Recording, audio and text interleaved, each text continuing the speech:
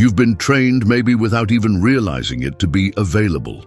Emotionally, physically, mentally, always ready to answer, to assist, to rescue. But here's the question Freud would ask. Why? Why do you constantly feel the need to show up, to prove, to give? Because in the unconscious, availability often hides fear. Fear of being rejected, abandoned, unloved. You think you're being kind, but kindness born out of fear is not kindness. It's survival. Freud taught us that most of our adult behaviors are not adult decisions. They are unconscious repetitions of childhood coping mechanisms. So when you find yourself saying yes when you want to say no, when you're always there for others but never for yourself, you're not choosing generosity. You're repeating a pattern, a deeply rooted one. This behavior can be traced to what Freud called the superego, the internal voice shaped by authority figures, parents, culture. It whispers rules, shames, desires, demands compliance. Be nice. Don't let people down. Good people are always there. And so, without knowing, your ego, the rational self, obeys. You betray your own needs to meet someone else's. You ignore exhaustion. You silence anger. You suppress resentment, all in the name of being available. But here's the dangerous part. The more you do this, the more others expect it, and the less they actually see you. You become a role, not a person. A function, not a feeling. And this cycle doesn't break because you try harder. It breaks the moment you wake up and ask the real question, who taught me that my worth is tied to my usefulness? Because that question opens a door to everything you've repressed. And when that door opens, everything starts to change. The moment you decide to stop being endlessly available, something profound happens, not just around you, but within you. Freud called this moment the return of the repressed. That is, everything you've shoved deep into your unconscious. The resentment, the unmet needs, the desire for boundaries begins to surface. You start to feel things you've never allowed yourself to feel. Anger when someone takes you for granted, shame when you say no, guilt when you prioritize yourself. But none of these feelings are new. They've just been buried for years, maybe decades. This is what Freud meant by resistance, your own mind fighting against change, even when that change is healthy. You say you want peace, but you feel uneasy when you start creating it.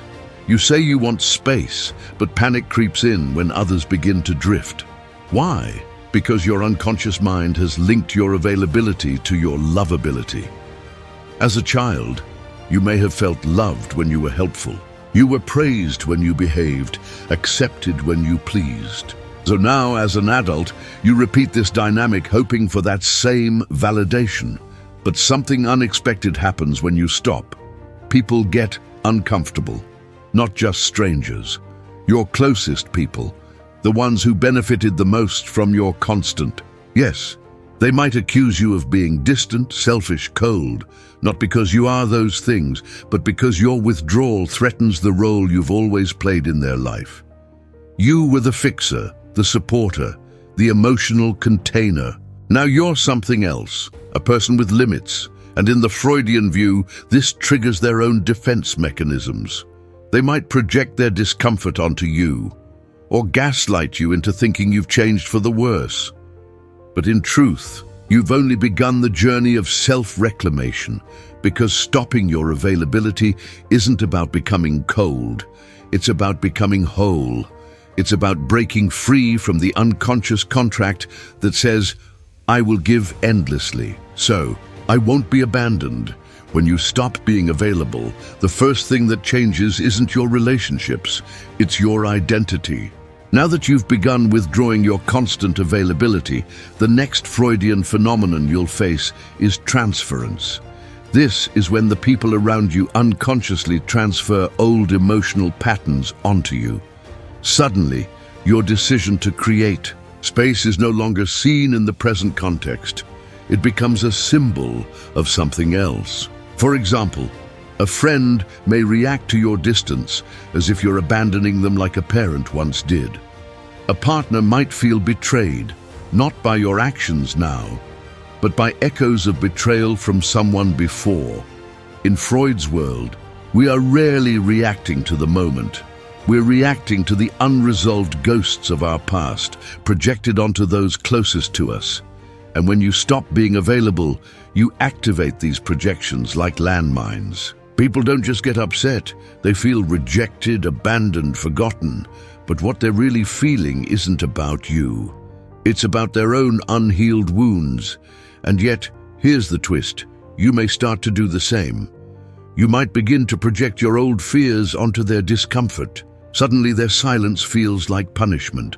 Their coldness feels like your worst fear coming true. If I stop pleasing, I'll be unloved. That's your inner child, terrified of being alone. And Freud would say, this is the unconscious, coming into conflict with your evolving ego. The ego wants boundaries. The unconscious wants connection at any cost. And now you're stuck in the tension between the two.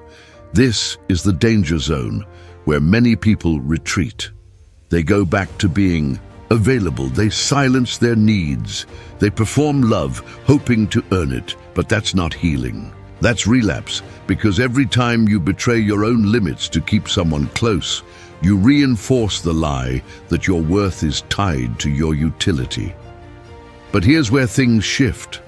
Freud believed that through awareness, conscious insight into our unconscious drives, we could begin to reclaim control. When you recognize the projections, both yours and others, you begin to see clearly. Their disappointment isn't your guilt to carry. Your guilt isn't proof that you're wrong. Distance isn't danger. Sometimes it's healing. And as you stay in this discomfort, refusing to break your new boundary, something else happens. The transference burns out. The projections fade. The unconscious loses its grip, and what's left is someone new, you, whole, aware, and no longer defined by who you are to others. As you continue to hold your boundaries, something deeper begins to unravel, not just in others, but within yourself. Freud would say you're now confronting the death drive, thanatos, a deep, often hidden instinct toward endings, self-sabotage, and destruction of the old self. When you stop being endlessly available, you are killing an identity, the people pleaser, the fixer, the emotional caretaker. And just like any death, this one triggers grief, not just in others who depended on that version of you, but in you too. Because that role, however exhausting, gave you something. A sense of being needed, a feeling of control, a false promise of safety. Letting it go means stepping into a space where you are no longer defined by what you give, but by who you are. And that, to the unconscious mind, is terrifying. So what happens? Resistance. Freud saw resistance as the mind's defense against change. It will try to pull you back with whispers like, "You're being selfish. You'll lose everyone. You're not lovable if you're not useful."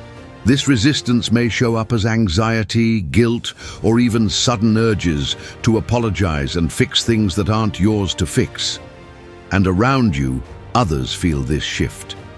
They may lash out, not because you're wrong, but because you're no longer playing the role they cast you in. Your transformation threatens their comfort. Your boundaries highlight their dependency. And this creates emotional chaos. Freud called this disruption a necessary phase of psychic restructuring. The mind, yours and theirs, must destroy old patterns to build new ones.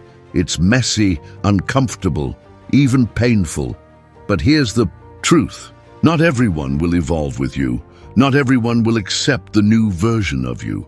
Not everyone will stay. And that's okay. Because when you stop being available in the ways that drain your soul, you start making space for people who respect your energy, your limits, your humanity. This is where authentic relationships are born. Not from need, but from mutual awareness and emotional maturity. This is the stage Freud believed leads to integration, where the ego, the id, and the superego can finally stop fighting and begin to coexist in harmony. But you can only reach this point if you endure the in-between, the unraveling, the resistance, the grief. Only then does everything truly change, not just your relationships, but the entire architecture of your inner world. So what happens after the storm? After the grief, the resistance, the inner conflict? According to Freud, once the ego integrates its suppressed desires, once it renegotiates its role between the impulsive id and the moralistic superego, a kind of psychic individuation takes place. You are no longer acting out of fear, no longer giving to be loved, no longer running from loneliness by flooding others with your presence. You are now able to stand in yourself. And when that happens, something remarkable occurs. Others start to treat you differently, not because they've changed, but because you have. You're no longer responding to guilt-tripping or manipulation because those tactics no longer hook into your unconscious wounds. Your emotional availability becomes a choice, not a compulsion. That shift creates a ripple effect in your reality. Those who once took advantage of your availability either fall away or are forced to evolve. Relationships based on guilt or dependency collapse, but in their place, healthier dynamics begin to form, built on reciprocity, respect, freedom. You find that people may actually begin to admire your boundaries. You'll be perceived as stronger, more grounded, even mysterious, not because you're hiding, but because you're no longer overexposed. Freud believed that with individuation comes true power, the ability to navigate life not as a fragmented person chasing validation, but as a cohesive self who is aware of their needs, desires, and limits. You become less reactive, more intentional, and far more magnetic, because availability, when it is earned and deliberate, becomes valuable. People respect what is rare, and your presence, no longer offered out of fear, becomes something sacred. So yes, when you stop being endlessly available, everything changes, but not because you became cold, not because you turned bitter, not because you stopped caring. It's because you stopped betraying yourself. You stopped pouring from an empty cup. You stopped feeding people who were starving your soul. You stopped giving out of obligation and started living out of truth. And when that happens, the unconscious, yours and theirs, finally begins to heal. The chaos quiets, the guilt fades, and the self, no longer divided, finally becomes whole.